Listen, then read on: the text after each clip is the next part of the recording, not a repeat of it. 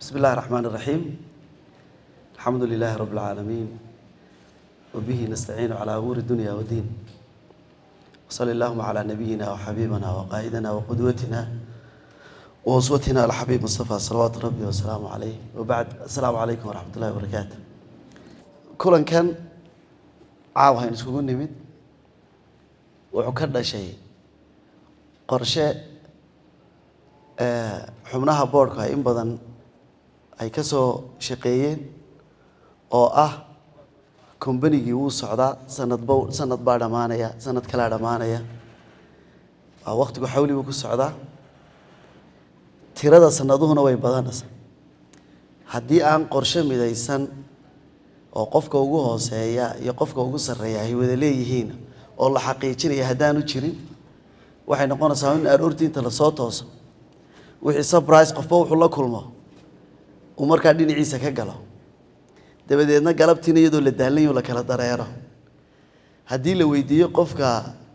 لا أنت وجوش شيء يسوي شوجا يقفك هرك وترك شوجا يول كيني هدف كينو محوي هدي الإعلان لقى يا بعيني وحيالك ردودون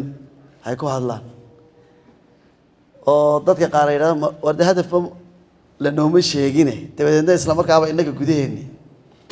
أي كوسون نقطة أردو كوسون نقطة marka waxa la qaatay sanadkan cusub ee 21ka bilowgiisina ay gudida boardku bilaabeen sidii ay loo heli lahayn qorshe shanta sano soo socda oo kumbaniga qofka ugu yar waxa u jeedaa qofka ugu hooseeya iyo ka ugu sareeya isku si ay uga hawl galaan u ogaadaan adduunyada waad garanaysaa inta qorshe laan cidna ma socoto قرآن كي نوجد جرتا إلهي سبحانه وتعالى إن بدن نوجا ورمي نقرش سميسنا نورش الصلاة ده وحلو وجود إحدادية ميت بمن الله دقي مركلي اللون عشان طبعا إسرائيلية ده ناولا كلاسي قبصة وإحنا دام سنين إنسان كقبصة مرة قرشه مرة قرش الله يلا أفك هو كيف دودي هاي لكن يسكو كيرد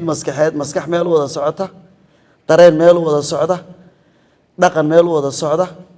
إذا ديلو مال حقيقي نسا أيا لا يراه أيا استراتيجية دون نقنص مرة تاس بينو كمبني يعني دوننا إنه مركزي وجو جدومنو حب كنا ينوي بكوش قاينو مركزي فيشن ككمبني جا ميشن كيسة فاليوس كيسة يقيم ككمبني جا وحيهين وحاصلنا بالس لا سوى محل قبنا يا عشان تسنده لما شقوي كانوا قبنا محيو أديجيه شقوي كمال الله إنه قبنا عربتها ترى إنما الجبل من الحصى بورت waxay ka timid quruurux marka quruuruxa maalin laha meel la dhigaya sidee buu 5 sano marka uu soo saaraya ayaanu in badan iyo maxaa la qabanaya fulintii iyo ka qayb qaadashadii iyo hinjintii iyo ninkasta door ku leeyahay oo door la isku riixo aan ahayn hebel baa mas'uuliyadda iyo hebel baa leh aan ahayn ayay markaas qorshahani u yahay waxaan u bixinay